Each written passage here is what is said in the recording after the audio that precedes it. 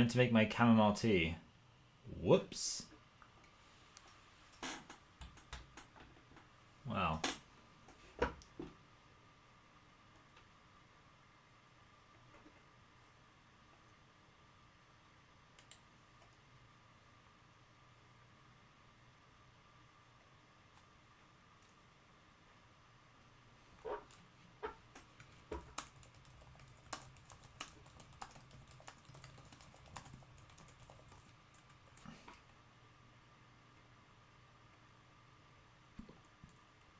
Are we live? Yep.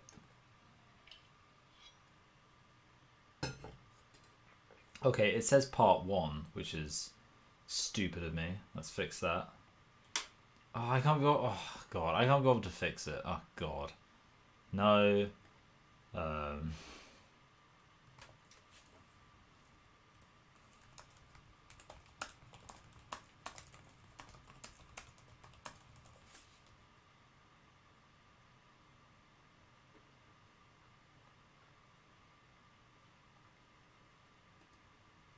Okay, let's make sure I sound good.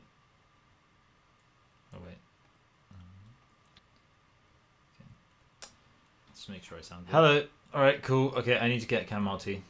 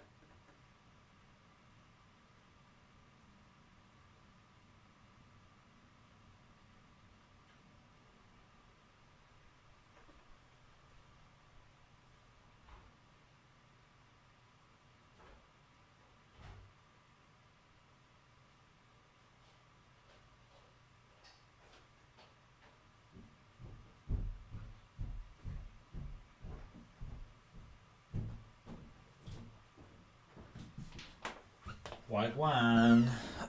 So, everybody, we are going to be doing this. Oh wait, let me actually just press play for a second so that it's ready. Oh, I'm stupid. I'm gonna strike someone. It's okay. I don't care. I'm smiling, so my brain thinks I'm happy. Okay. I need to know that. Fuck you, you. It's okay. I don't care. Alright.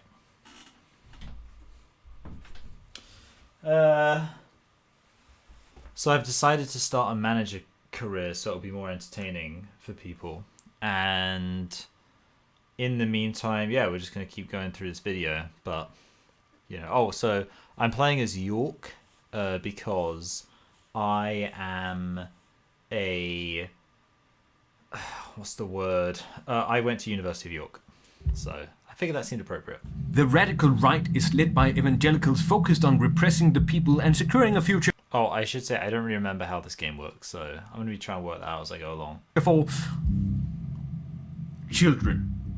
And it does not take long for Nazis to spy an opportunity. While Joyce might not be a neo-Nazi, she was too motivated by her political conviction, not moral obligation, to notice when she laundered their ideas. Though Joyce didn't intend to platform Nazis, she gave them little thought. But it's such a simple, easy way of viewing the world. Easy explanations, quick conclusions based on hasty assumptions about something she obviously knows next to nothing about. But yeah, so just in case, you know, to catch y'all up, this is the like guilt by association. Oh, you know, a bunch of Nazis agree to some of this stuff too. We kind of already like, basically, I'm kind of past this. I've said this before, like the whole gender criticals are anti-Semitic thing became very uninteresting to me as an attack when like the whole October 7th Israel thing really kicked off, because at that point it's kind of like, what does anti-Semitism mean now? Nothing. So, and that's the thing, like what kind of gets me is that even leftists now, like leftist progressives who are like pro-trans and everything, will still be like, oh, you know, anti-Semitism, anti-Shmemitism. So I kind of just like, I think that should just be everyone's attitude. Like, if basically everyone from all over the spectrum at this point is being accused of being anti-Semitic, no one should really take it seriously, and we should just not care. That's kind of where I'm at right now. I'm sure you all agree. So I can either accept the... Wait, so what is this? Are they offering to buy this person or sell it? So they're offering me... Well, I don't want to buy someone right away. Do I have to buy someone right away?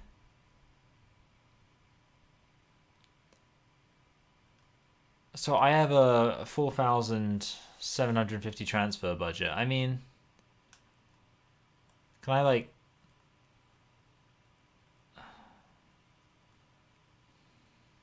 Oh, remaining transfer budget.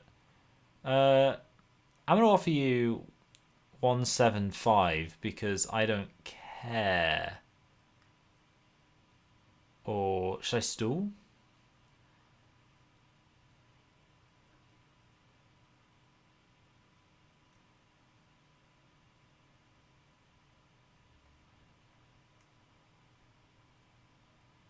They want it. Wait.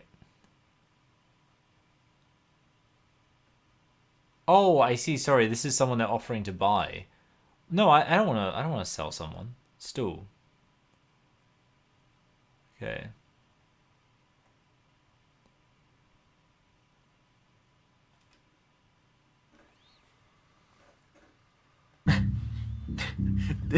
This actually has nothing to do with what I wanted to talk about. This is about something way more boring. This is about sex.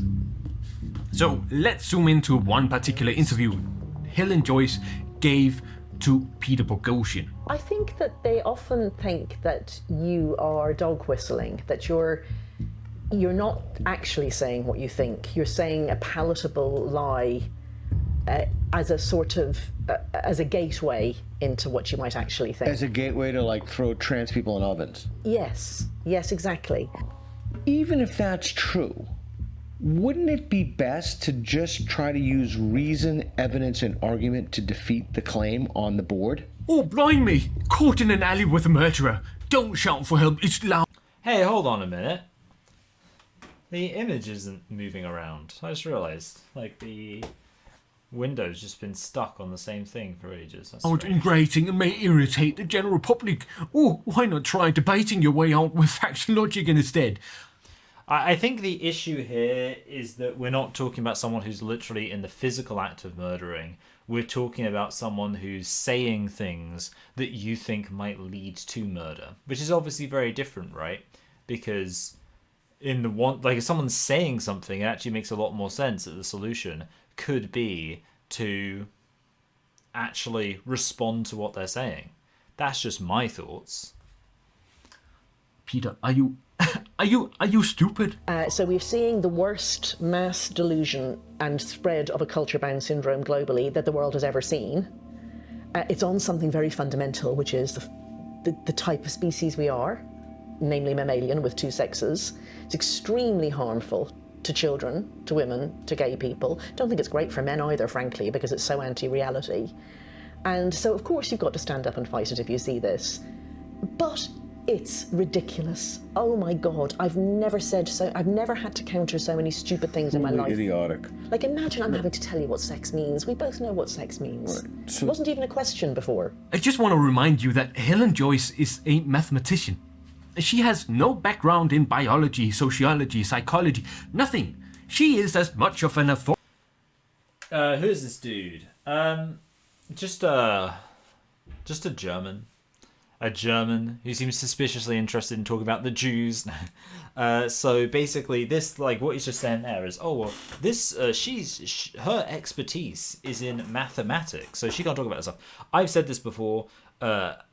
I think that this whole, like, what is your university degree in? It's very stupid. It's irrelevant. Again, my university degree is in international relations. I have a master's in international relations. But the thing is, I would say that there are several topics that I know a lot more about than international relations, one of which is the trans issue. Because the reality is, the amount of, like, reading and study you need to do to attain a master's is an amount that you could replicate just by studying something yourself casually on the side.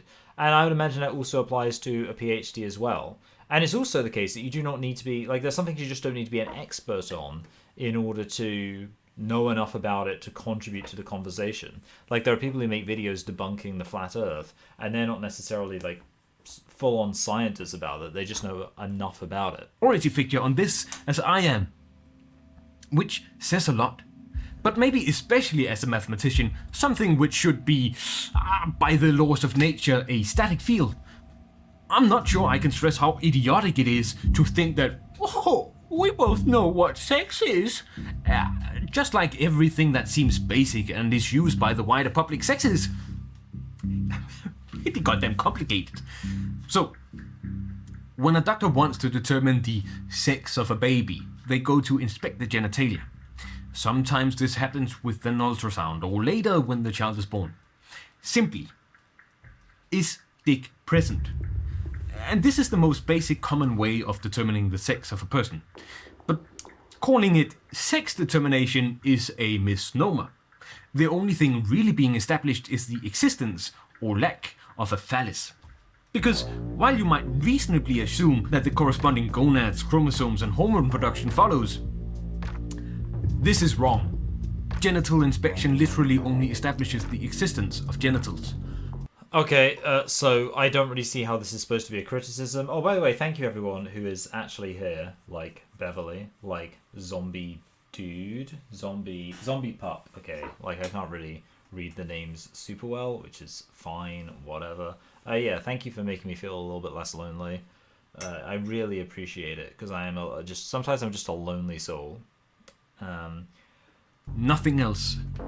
You see, biology doesn't conform to the neat categories we use to make things easier to understand.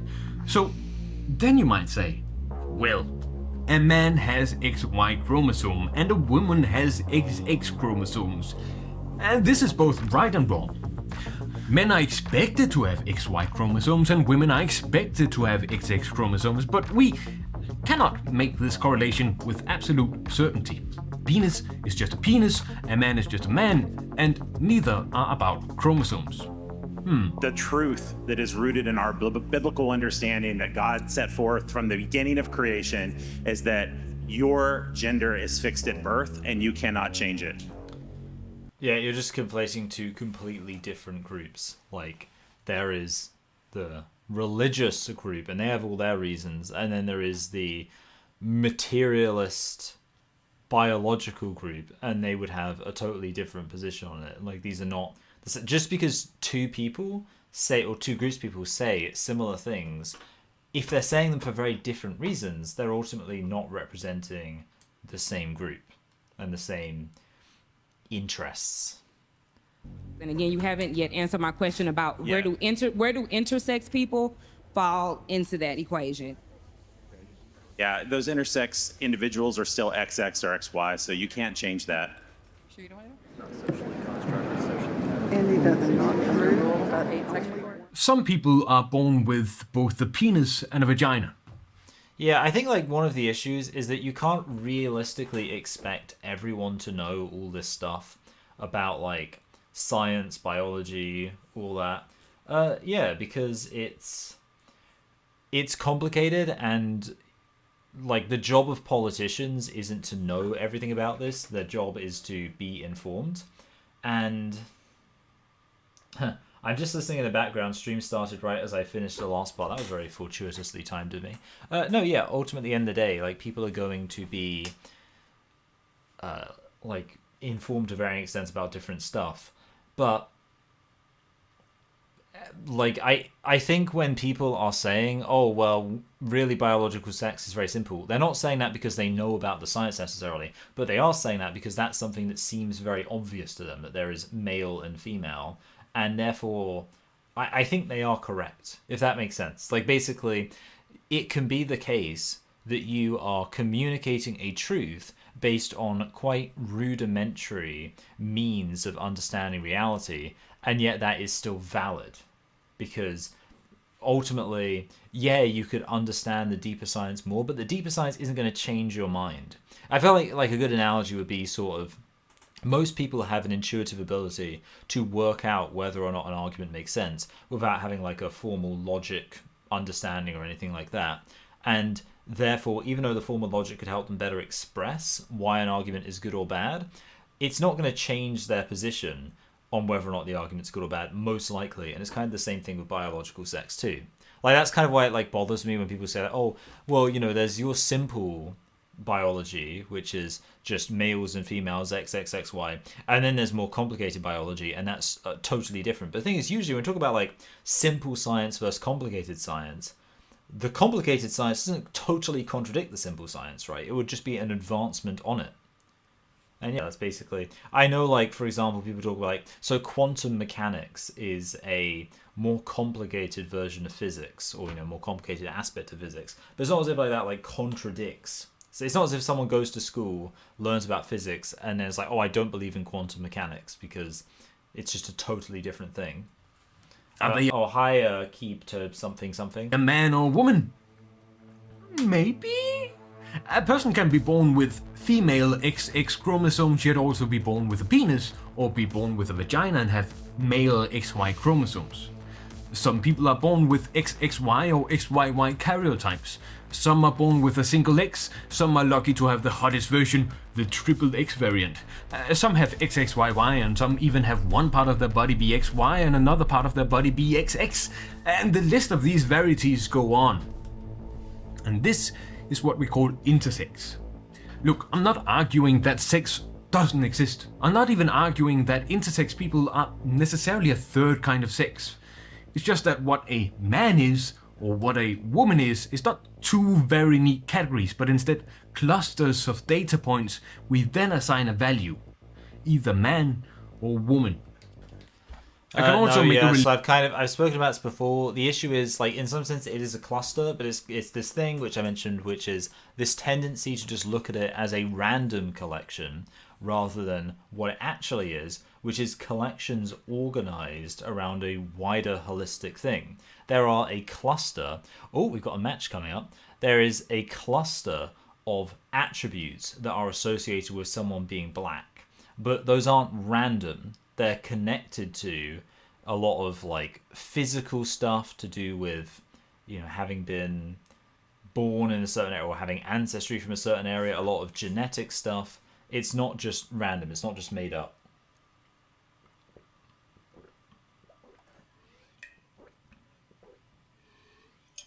How is my squad? Sorry, I haven't paid attention to my squad at all. This is very neglectful of me.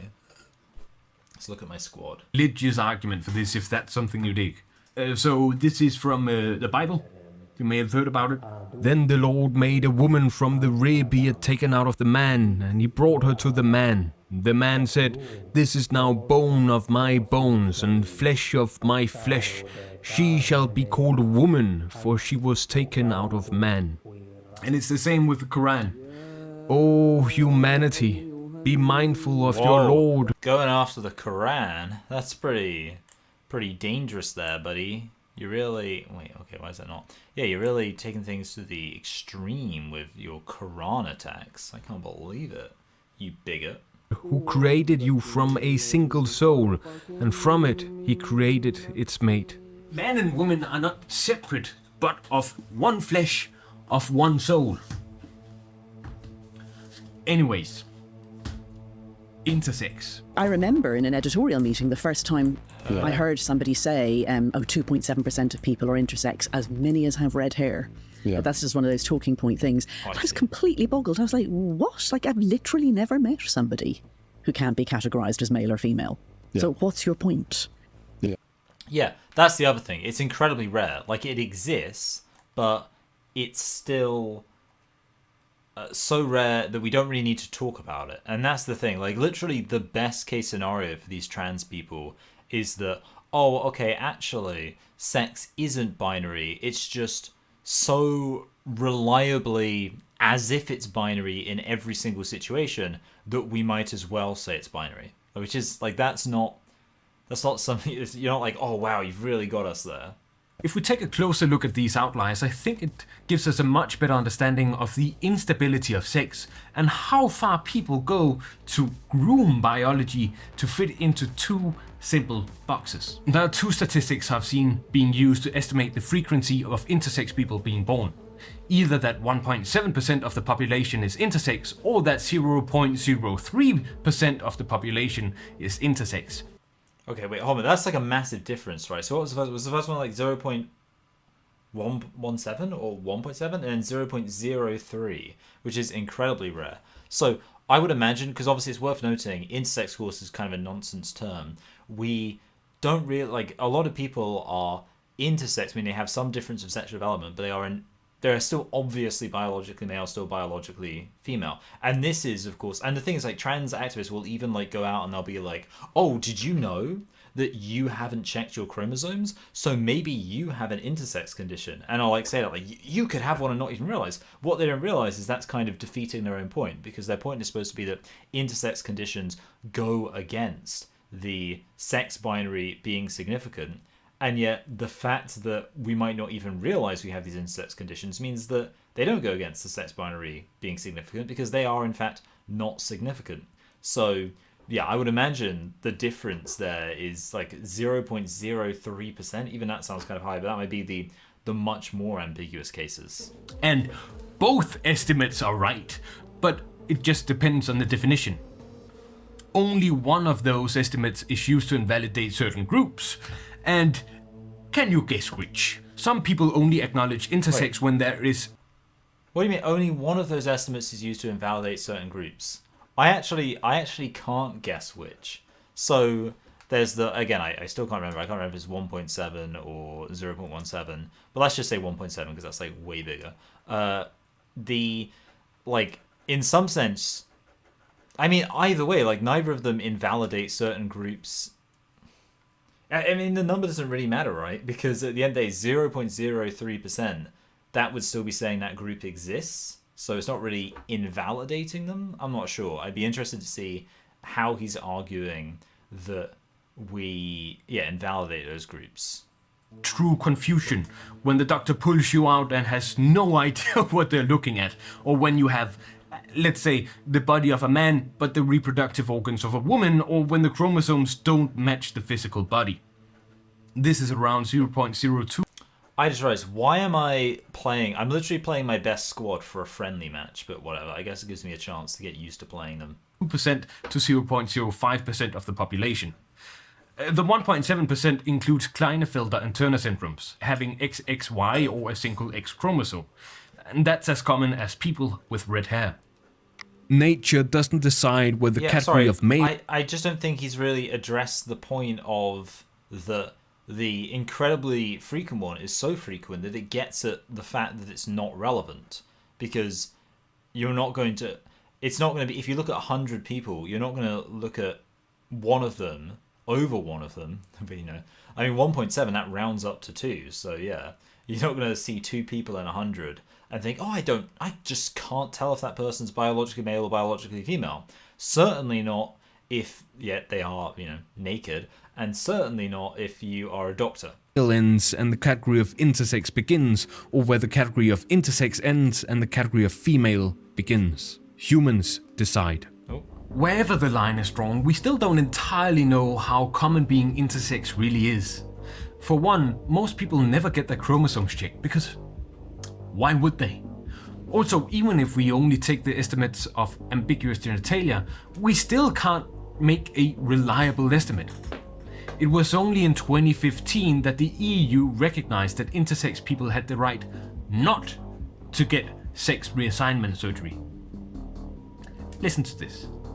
The prevailing medical opinion is that ambiguous sex can and should be fixed, and in fact, genital surgeries on intersex babies have become routine in spite of the fact that they are rarely medically necessary. Emphasis is placed on the newborn's ability to pass for one sex or the other, thus meeting social... I mean, I do think there is an argument to be made that if you... Like, basically, if it is possible to give the child a slightly more normal appearance to coincide with their biological sex, that could be a worthwhile thing to do to them, or for them, so that they, you know, can kind of fit in a bit better. Again, obviously, in some sense, you could say, well, it's inappropriate, they can't consent, whatever, blah, blah, blah. And I do understand that, but, like, also at the same time, you know, it depends how extreme we're talking here. Because, yeah, I mean, it's not in principle ridiculous to say, because obviously we would say that there's a lot of abnormalities who might talk about a child having it, but okay, no, you should fix that. But, yeah, in this case, maybe not. I don't know. Like, if a child's born with webbed feet and there was like a way to make it so they didn't have webbed feet, I would say maybe we should make it so they don't have to grow up with webbed feet, because that's kind of strange. Even though it's not dangerous, it's not harmful, it's just abnormal in a way that might make them feel uncomfortable, and therefore it's not really a bad thing to kind of change it. His definition of biological sex is already wrong. It isn't determined by chromosomes. No, yeah, exactly. Like, that's the thing. I mean, these... I don't think he's... Has he mentioned gametes yet? I don't think he has. I don't think he's mentioned the concept of reproduction, certainly. Right. I'm doing pretty well. Expectations, rather than on the child's best interest and welfare. For example, male newborns with penises smaller than 2 centimeters. Those two things are related. Saying like, oh, it's based on societal expectations rather than the child's welfare. It's like, well, I think actually a child having, you know, basically not in any way relating to societal expectations could cause the child an issue for their welfare. Again, I'm kind of approaching this from the perspective, I'm like a normal guy with like a normal guy body, and I'm kind of like, would I have liked it if I had some kind of condition that made myself look nothing like a normal guy? That would probably bother me. So, yeah, I'm trying to put myself in the shoes of other people. But then at the same time, I mean, I could say, well, I wouldn't like to be a woman full stop. That doesn't mean we should make all women male. So it's kind of like there's a balance to it. Meters considered too small are assigned the female gender and reconstructed to look female, while clitorises larger than 0.9 centimeter are considered... Oh, that seems... I would be very surprised. I mean, I don't want to look into it. I don't really care. I would be very surprised to find out it's entirely just about how big it is. Because I was kind of thinking, you know, if someone has a micro penis, you know, obviously... I mean, again, I don't really know how you look at a baby and be like, oh, they've got a micro penis. Because surely that's kind of a baby thing anyway, but whatever. Anyway, I would imagine that the thought was, okay, let's make sure this actually develops to how it should, you know, basically to not be tiny. But yeah, it can't be. There's no way it's just about the size. Because if someone is totally, I mean, there's like guys who just look fully like guys, but they have micro peni, and it would be absolutely insane to be like, okay, no, let's give that dude a vagina and pretend our entire lives, his entire life, that he is a woman. I don't think that's really what's happening there. But I mean, maybe, of course, but if so, obviously it's wrong. But medical science certainly can be wrong on a lot of points. Too big and are reduced in size. Joyce introduced her book by wondering whether self-declared gender identity should replace sex across society. But we have never used sex. There's only ever been gender identity. Okay. Well, hold a minute. No. Wait, what do you mean? We've never used sex. The problem is that you can't say it's only ever been gender identity, because most people I see, I do not ask them what their gender identity is. Just in general, we don't ask people what their gender... Like, even people I kind of, like, interact with, have full-on conversations with, I don't ask what their gender identity is, but I do know what their sex is. Again, I feel like this must be... See, again, you'd almost want to say, oh, it's like an epistemology thing versus an ontology thing. I speak about that all the time. Like, oh, he's saying pretty much that, like, we can't tell what someone's sex is immediately because we don't know their chromosomes, blah, blah, blah, blah, blah. But again, the problem with that is we don't know what someone's gender identity is either.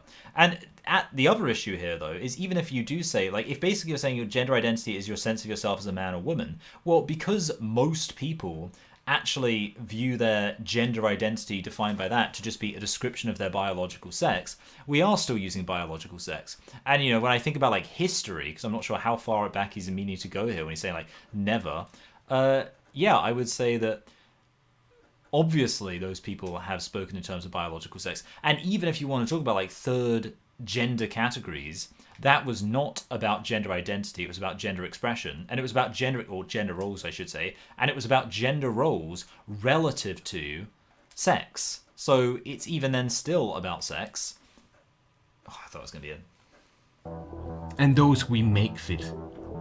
The only difference is that instead of other people declaring your gender, you should have the power to make that declaration yourself. Seriously, we practically... That's interesting.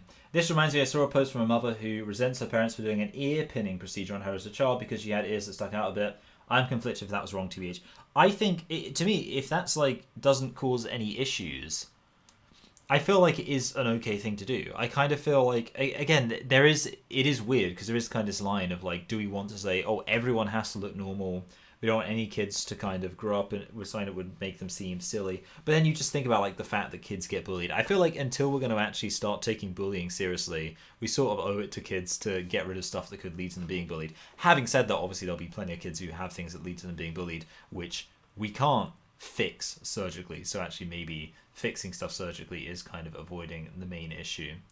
I feel like I've got a bruise on my chest. I always get that. I kind of get like just a random like tender spot on my chest. You know, if I were more inclined to worry, I'd be like, oh, it must be my heart. But no, I can tell it's like a muscle thing. I don't know, whatever. Who cares? Never, ever use sex. Because sex is not defined by genitalia, reproductive organs, hormones, or chromosomes. Okay, it's not defined by anything. Sex is determined by the size of gametes. Yeah, okay. The sex reproductive cells, the ovum and spermatoza. It's interesting. I was literally like, oh, he hasn't mentioned this yet, and then he does mention it. Do you say the egg or cum? Surely you say sperm. I mean, apart from anything else, cum isn't just sperm. Cum is also seminal fluid. You know, look, to me this is very important as an aficionado.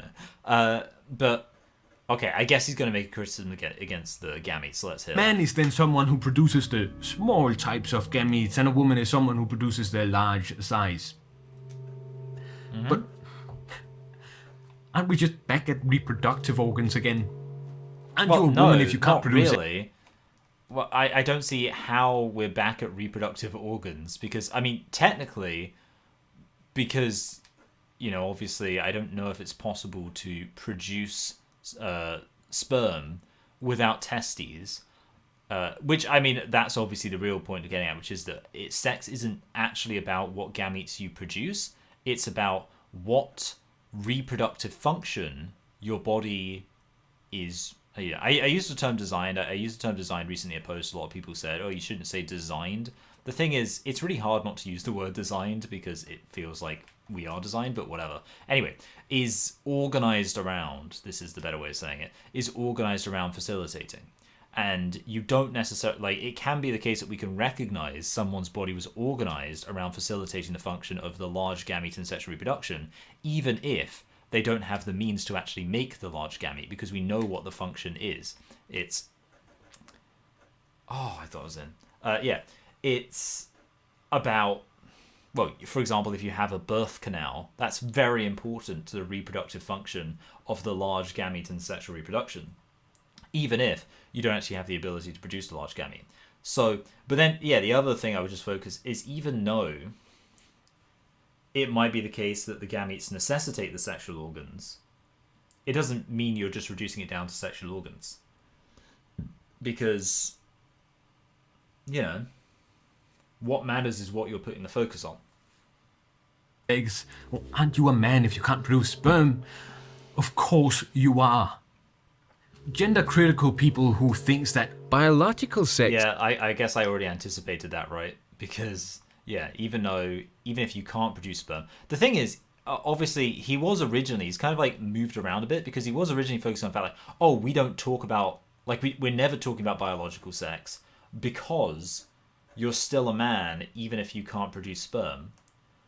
The problem is that we actually do know, in some contexts, whether a man can produce sperm. Indeed, any man who is who has a child, any woman who has a child, we know that they are the biological sex they are. So to say, like, oh, this is it's never about biological sex, but I would say reproduction of the species is a pretty significant part of society. Oh dear, sorry, I don't know if that was picked up on the microphone. I am gassy, I'm indigested, and it's making it uncomfortable to speak, but I don't just want to be burping on camera.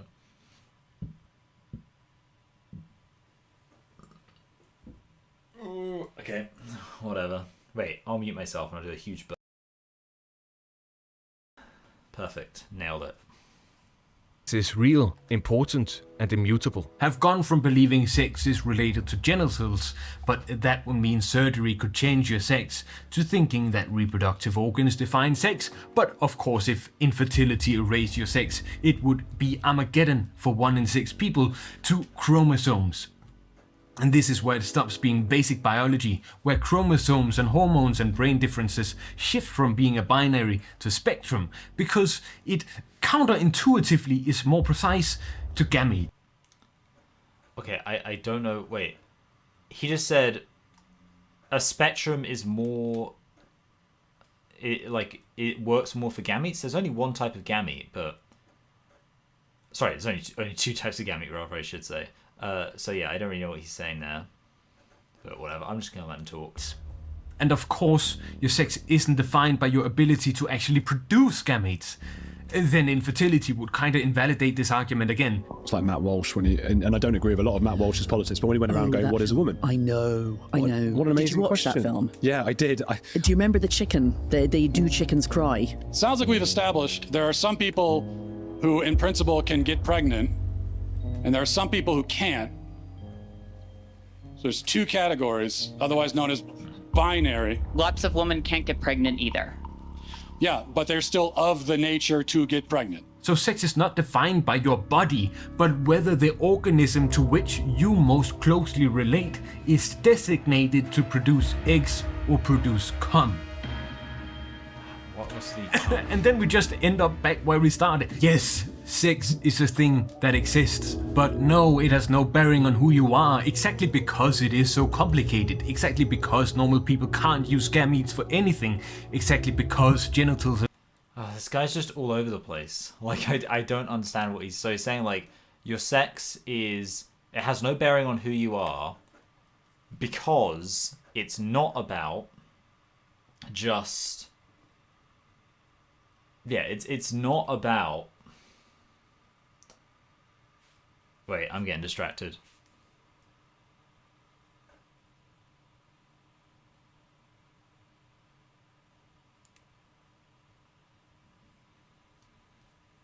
I need to stretch.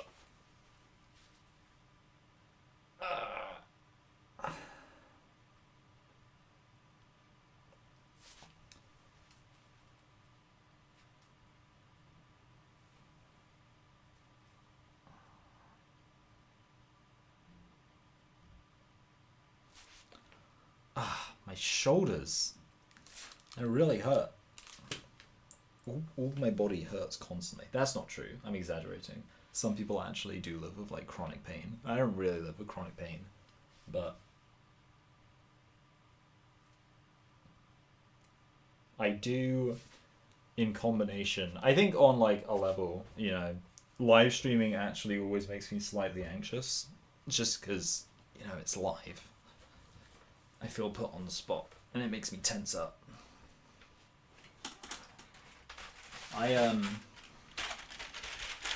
Advent calendar. It is the 4th.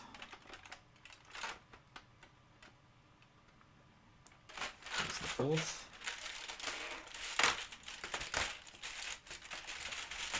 The door is a star. Oh goodness me, I'm not able to get it. Wait. What? Oh. Okay, there it is. That's the star.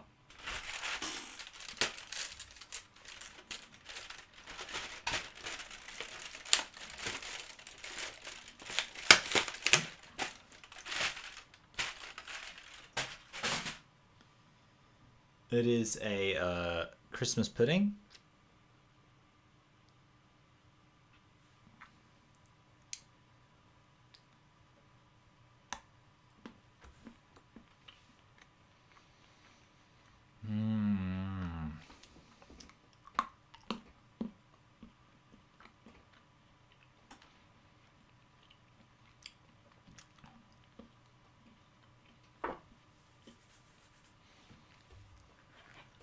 Let me just play for a second, and then I'll continue what I was saying.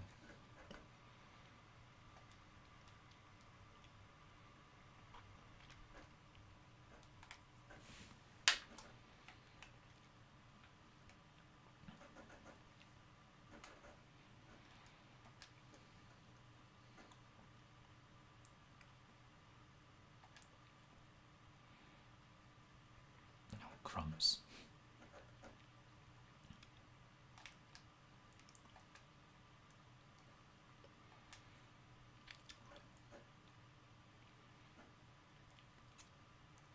Just too many guys here. Oh yes, we're in. No, I'm not gonna have to do anything. Wait, okay, there we go. That's it. Nailed it. Alright. Oh, pressure's off now. Oh, what is Christmas pudding? It's like a fruit it's like a fruit cake with fondant icing, usually. And often like it's doused in brandy and set on fire. It's a nice goal. I could watch it all day. Right. Let me have another try at this. I feel like it's also the fact that he's saying so many wrong things at once. Like, it's a combination of... I feel, like I say... I get, like... I don't know if this is like a normal... I get, like... indigested, which makes me gassy, and being gassy makes me feel like I'm short of breath. Like I'll like talk and I'll be like I have to like talk.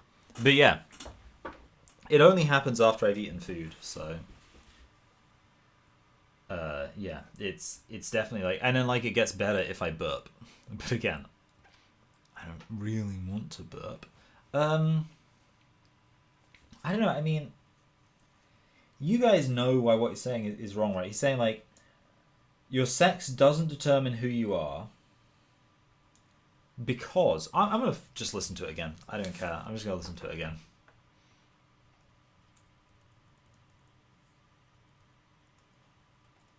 Sounds like we've established there are some people who, in principle, can get pregnant, and there are some people who can't.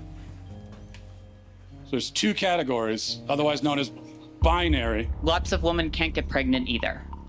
Yeah, but they're still of the nature to get pregnant. So sex is not defined by your body, but whether the organism to which you most closely relate. Hold a minute. So, sorry, it is defined by your body, because how could you possibly relate to an organism independent of your body? Like, what?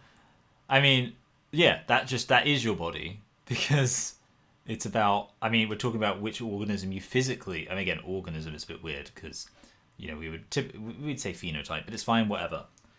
Yeah, obviously that's about your body.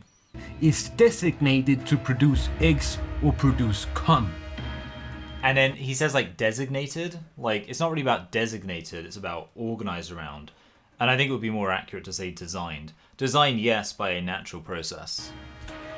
And then we just end up back where we started. Yes, sex is a thing that exists, but no, it has no bearing on who you are, exactly because it is so complicated. Exactly because... Yeah, and that just, I don't see the logic there at all. Why does it have no bearing on who you are? Because it's complicated.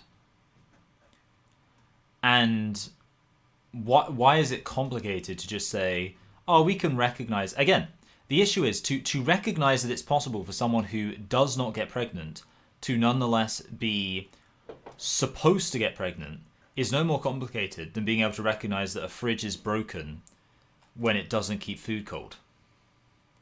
Because it's supposed to keep food cold. Because normal people can't use gametes for anything, exactly because genitals and gonads and chromosomes... Normal people can use gametes a lot because most people have children. And hormones don't fit into neat categories, into two neat boxes. It is us, the people, who have made the distinctions of what ultimately defines a person.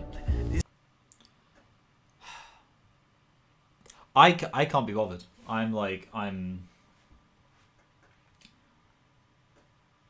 For whatever reason, due to undoubtedly some weakness of my own constitution, I just do not feel like responding right now.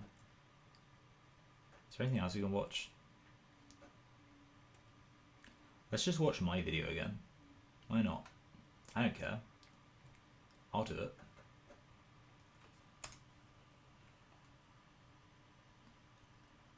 Oh shit! I didn't realize we done pause. We have plenty of people. Yeah, I just don't feel like talking. Like again, it's like the weird indigestion thing. The issue is I had dinner later than I usually would tonight, so it's my fault, but it's okay. We're in no rush. We'll get there eventually. Oh yeah, that is it.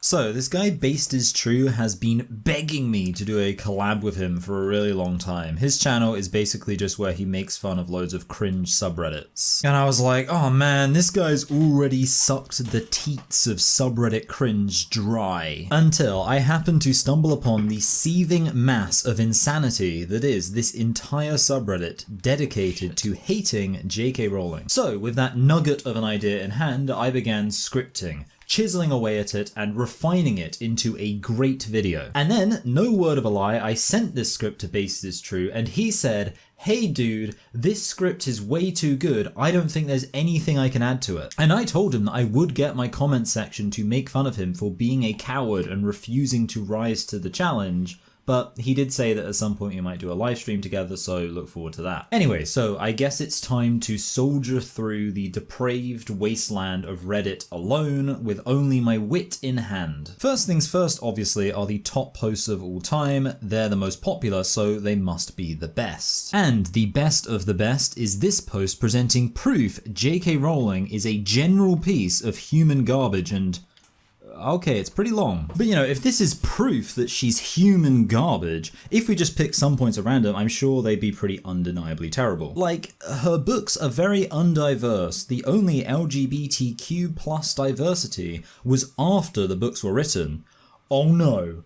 I can't believe this piece of human garbage didn't include a token gay character. And on top of that, most characters in her stories are white. Never mind the fact that JK Rowling was willing to revise her own description of the pale-faced Hermione to say that there's no reason she can't be black. No, clearly Rowling just hates diversity because she didn't have a gay old man who exclusively works with children reveal his sexual preferences in the narrative itself. Good job, Harry, defeating that dastardly Tom Riddle. By the way, I'm sexually attracted to men. Dumbledore, I'm 12. Even regarding the initial lack of racial diversity in the books, I mean, the UK just wasn't that diverse in general back then. Indeed, the first book is set during a census year, 1991, so we know for an absolute fact the UK was 95% white at the time. So yeah, to be fair, if the 20 most prominent characters in the book were all white, that would be inaccurate or misrepresentative, since statistically one of them at that point should have been non-white. But either way, to suggest a lack of diversity proves someone is a garbage human being is obviously ridiculous. Plenty of pieces of media are largely white, but that doesn't mean the people who produced it were evil. In fact, if you're going to say that, then you're sort of just turning token minority characters into an obligation, which defeats the point. Okay, now let's pick another example. She also accused people who support trans rights of just wanting woke cookie points on Twitter. Human garbage. There truly is no other word for it. Thank God other brave civil rights leaders didn't have to deal with being accused of wanting woke cookie points. We'd be living in a very different world. I mean, I'm sure the women fighting for their sex-based rights would hate to be told that they just want cookie points for their efforts. Instead, they have it easy just being subject to rape and death threats. Okay. So far, the proofs she's human garbage haven't been great, but get this. Her pseudonym coincidentally has the same name as a guy who advocated for gay conversion therapy. I mean, some people do just have the same name as other people. Wait until you hear about that one Namibian politician. Obviously, none of this makes her a garbage human being, but I'd also just point out how illogical this is as a criticism. What you'd have to be saying here is that years before she expressed any opinions about the trans issue, before 2013 when she first published under that name, she was such a fan of gay conversion therapy that she chose that name as a dog whistle. Even though nobody made this connection until people started hating Rowling in 2020 after she spoke about the trans issue. Well, black people can be witch doctors, right? But the other giant issue here is Rowling has never given even a slight indication that she supports gay conversion therapy. Even if that was the case, why would she have retconned Dumbledore into being gay and at no point suggested this is a bad thing? Also, why is she focusing on trans people and even platforming and celebrating LGB rights activists who oppose trans ideology? But apparently she hates gay people and loves conversion therapy so much that she wanted to signal this once, subtly, over a decade ago, and then has done nothing related to it since. I mean, I appreciate a long con as much as the next man, but for every year she stays silent, millions of gays are going unconverted, and she seems fine with that. There's a lot more to laugh at, so we'll gloss over most of this, and I guess just end on the strong note of can ignore corn tweeted at children, but draws the line at trans people. Okay, so that sounds pretty bad. Obviously, we're all supposed to pay attention to corn tweeted at children. That's a surefire way to get the trolls to stop. See, the actual context here is that Rowling is saying that she ignored that because she considered it to be beneath her to engage with such disgusting behavior, which I'd say is actually a pretty good way to handle sick perverts. I've actually already made a video about this specific thing and the subtle nuances of taking something out of context, which I'll link in the corner for you to see my full breakdown. Also means I can avoid using the word corn anymore in this video. The internet sure is infantilized now, although I didn't say grape earlier. Okay, so this mega thread of all the reasons JK Rowling is human garbage isn't actually that convincing, but really the whole subreddit should be evidencing that. So the second top post of all time is proof JK Rowling is an awful, terrible person because she provides deep lore on her characters. Wow. What a terrible, awful woman. Like, there's nothing more to this. She has at times gone quite in depth with the information about her characters, and apparently this is a bad thing. By the way, I'm guessing they don't need to fear people liking the characters they've written in their books so much, because I expect another way they're not like JK Rowling is nobody cares about anything they've written. I mean, if the criticism here is that Rowling is milking the universe a bit by providing all this unnecessary extra lore, then fine, sure. But you're allowed to milk the most successful fantasy franchise of all time if you created it. That's my hot take. Some other terrible things about JK Rowling when you sort by the top post of all time are that she thinks it's a problem that young autistic people are being groomed into sterilizing themselves. Okay, so they're big eugenics fans over at the anti-JK Rowling subreddit. Also, apparently it's actually bad that Rowling was open to Hermione not being white because of house elves, a fantasy race. They're like black people, I guess. Also, what do you mean it would have looked great in the movies? The house elf slavery campaign thing wasn't included in the movies in the first place. Now, the TV show, on the other hand, is supposed to be fleshed out to include all of the stuff that was cut from the movies, and, well, Hermione isn't going to be white in that. But yeah, let it be known that it's incredibly myopic to just immediately associate black people with being slaves. People do be telling on themselves when they look at the house elves who overwhelmingly like being slaves and say, wow, this is so offensive because it's just like black people. We also have this post likening JK Rowling to someone accused of sexual assault because she had the audacity to claim that women can't have penises. This is the only thing I can do to like stretch out my shoulder muscles. Someone at my church is a physiotherapist, and I was like asking them like, hey, what should I do if I just constantly get really intense knots in my shoulders? And she said just have like times throughout the day where you move them, like so she was like basically move them regularly. So like in literally like hour intervals, just go like that, just move them around, and then like at more like 3 times a day, just go like just do some shoulder stretches, just really stretch out that shoulder muscle, and that's what I do. That's how and it is helping, to be fair. Those physiotherapists, they know what they're talking about. I'd be waiting a while for people to disown her for that one. Then we have this epic savage ponage from someone who doesn't know what the second person means. I'm gonna go now. I think we're done. Basically, I was not in the mood to do this live stream at all, to be honest, but I was like, I should, because I don't want to put things off. So I'm gonna go. That's right, that's what I do. Shoulder pain gone. Way cool. Anyway, yeah. I started later. I should start streaming at like 8:30. But yeah, like I said, I had dinner later. Having dinner later was the big mistake in my life. Yeah. Alright, anyway, I'm gonna go, but we'll be back probably Sunday. Yeah, Sunday. We'll be back doing this Sunday, and I'll actually go for the full hour.